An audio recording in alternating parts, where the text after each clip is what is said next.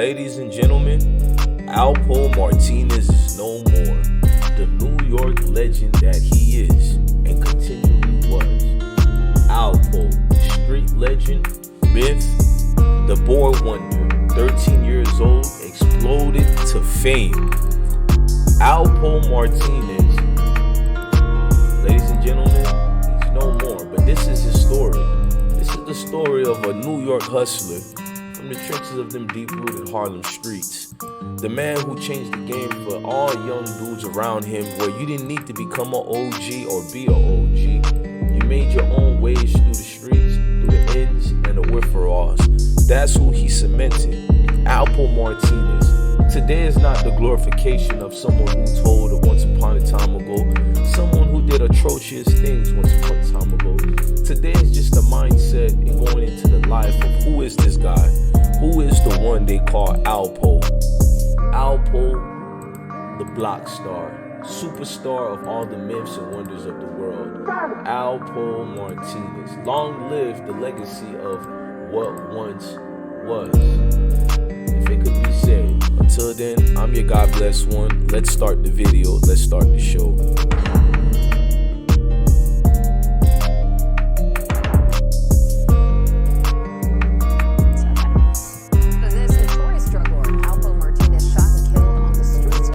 He was a larger-than-life figure who seemed to defy death.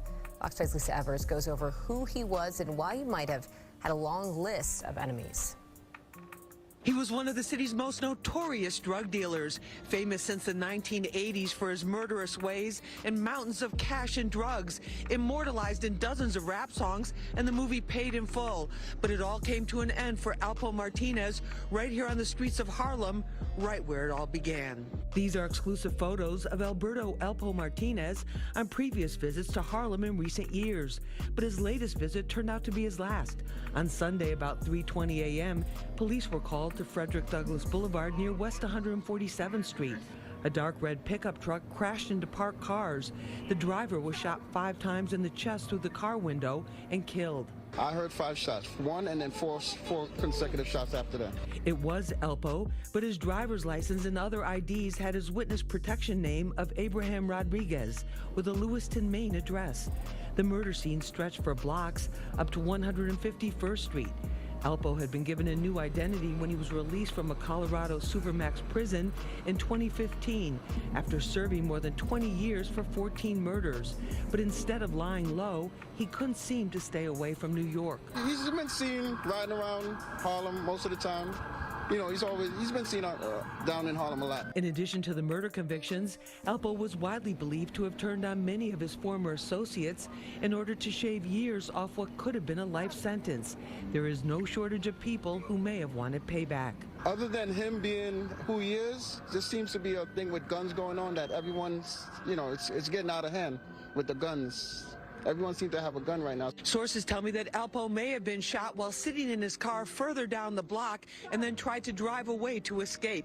Investigators will be looking at forensic evidence as well as surveillance video to get a clearer picture of what really happened.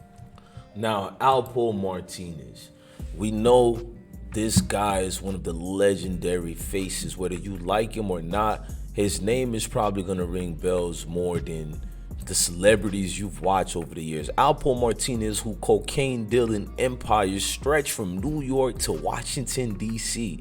At the height of the bloody drug turf wars, you've seen the things that transpired with Alpo. I mean, it was like turf war had lasted for over 3 decades ago, and he was shot and killed in Harlem early Sunday, according to a high-ranking police official. The police said that a 55-year-old man who was shot several times in the chest, chin, and arm while sitting in the driver's seat of a Dodge Ram on the West 147th Street near Frederick Douglass Boulevard. The police, who also spoke on condition of immunity, said because he was not authorized to disclose the information, the man identified as Mr. Martinez. And the reason why they couldn't identify it, when you join the witness program, they give you a new identity to go with. They give you a new alter ego, whatever you want to call it. But Alpo clearly was not a man that was shook Alpo clearly was not a man that was in fear of things. Alpo did what he wanted to do. Now, these are some of the things. Now, they said around 3:30 a.m. this happened. Now, this is deeply different. You gotta understand, man. Rich Porter, you feel me, and him were making a living. Mid-level crack dealer who sold about $50,000 worth of crack. That was Rich Porter. And then here comes Alpo. He was adapting there, Devin. Like he was swift with the ladies. You know what I mean? He knew how to hustle as far as just the spirit and souls of people and taking them away. This was who Alpo was, you know? You can call him a mindset of a genius, but the man played chess with people. Now, we know he was born June 8th, 1966. And he was basically a Puerto Rican descent from the city. He rose to prominence in the mid-1980s, and he expanded his journey. Now, while serving a 35-year sentence for 14 counts of murder at ADX Florence, a federal supermax prison located in Fremont County, Colorado, he was released after testifying against former associates and has since been living under a United States America Witness Protection Program. But we know that Witness Protection Program can't do anything with Alpo. We know that. Now, Martinez was indicted on federal drug charges in 1980 with two other men. The indictment against Martinez was dismissed when he remained a fugitive, basically, at the time near the trial, which began November 1991. According to the affidavit, Nathaniel Watkins, Rich Porter's cousin, that is, Martinez co-defendant, you feel me? Martinez co-defendant basically in the Alexandria, Virginia case. He told FBI in 1989 he was present when Martinez gave $300,000 to a fellow drug dealer in Chrysler City, Virginia, a hotel room, instructed a man to take the money to New York. And these things are just furthermore things you're going to hear that told. Now, it's a lot of slick talk and a lot of things I don't want to go into because you can still open indictments even though this was years over, it's done with. You don't know what things you can open up through these crevices. Now, 1991 when he was arrested, it was a lot going on. Even in the Don Diva magazine when they spoke about the incidents with Alpo, we know about the brother and what they did, but I mean, it just was a whole lot. He was found carrying identification by the name of Abraham Rodriguez. You know what I mean? Abraham Rodriguez, of course, is the name that we know. Now, what I'm going to do is go through these clips and listen to what Alpo had to say. Then you still did 25 years. So what did that tell you? I'm not promoting being a rat, being a government witness. I'm promoting you get locked up, you do what you gotta do. I know some more in there 50, 60 years right now. I know people who I talk to and they say, listen, this, that, and other. Listen, you do what you got to do. I don't promote being a rat government witness. I promote do you. Because the code of the streets, that's where you're gonna get poked up at. Because there is no code. Because what code is that you kill your mother or your mother because you're trying to get at him? I didn't live by that code. Okay. So where the code at? I need the rule book. All right. But that's what I'm saying. I want me and you to sit down and do a full-blown joint where you defend what you say. I want you to defend. Listen. No. I'm gonna walk and on my truth. And because at the end of the day, you call me a rat, government witness, whatever. Don't ever forget, you're a I'm man. still a man. You know what I mean? But that's where I'm at. So, you know, I want us to sit down because I want the youth to really hear both sides, how this thing is played out. I don't want them to, because if you don't, then use a rat and use it this and use it that. You understand what I'm saying? For the youth, man. Yeah. For the youth again. Yeah. I'm not promoting being no rat. I'm not promoting being the biggest thug in the street. I'm promoting do what you gotta do and be the best at it. Fuck the government witness, fuck the rat shit and all that. I'm not promoting that. Don't ever think I'm promoting that. I'm promoting I did what I had to do for me. And I stand on it because I'm a man.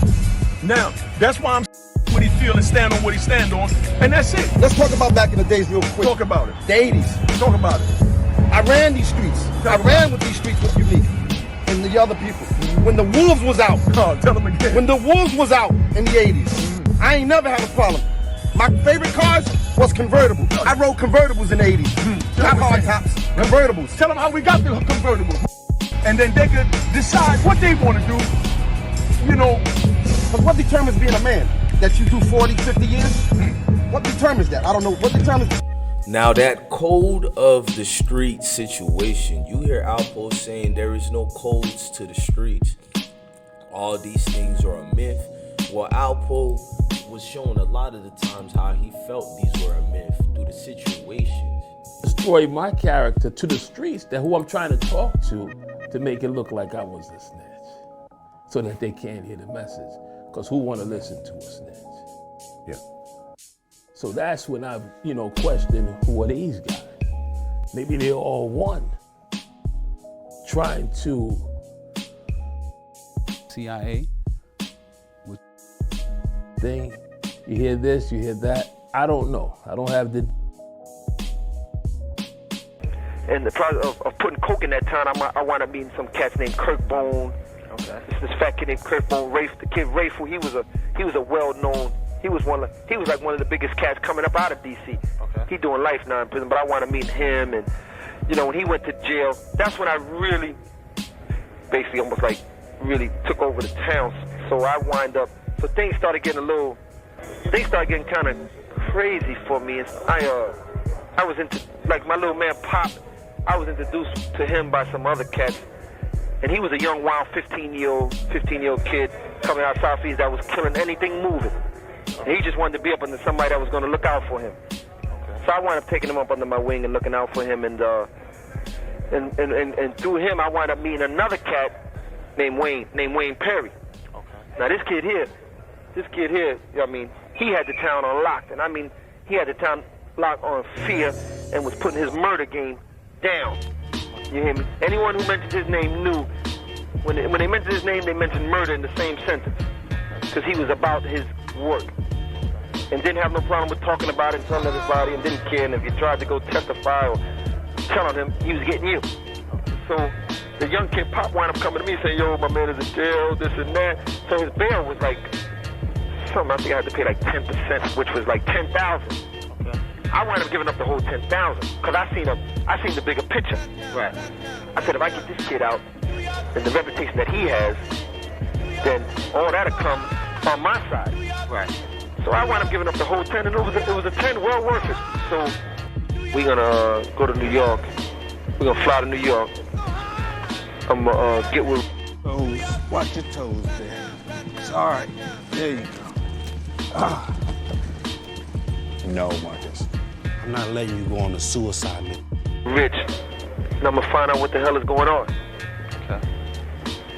So one thing led to another, and I don't want to go into all, but did I? The question is, did I have anything? Did I kill Rich? Yeah. Yes. Yeah. Yes. Yes. I killed Rich. How'd that come about?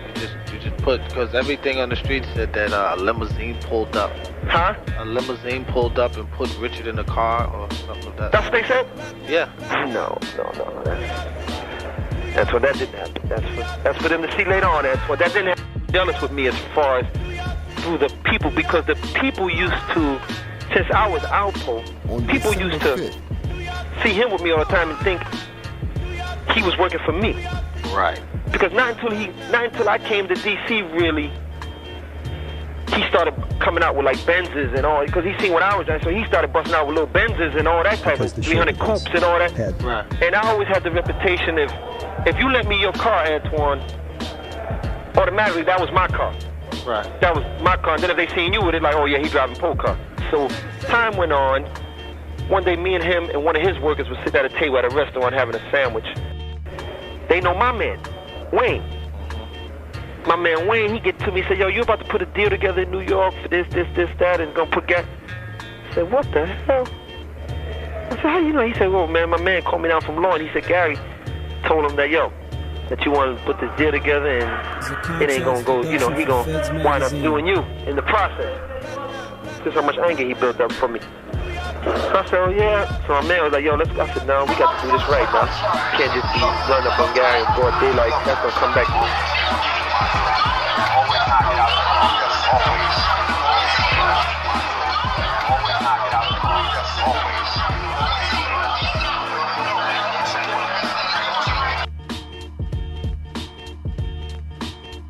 When it was time for him to make a move, he would have to chase people for his money a certain kind of way. So it always held him up a certain kind of how. And it's almost like if he didn't have work to give him, then he had to run behind him. So he's really never fully paid. So if somebody owes you let's use a round number, 200,000, and you in turn go give them another 10 keys at 200,000, you're never really, you're never really just seeing your money to actually do something with it.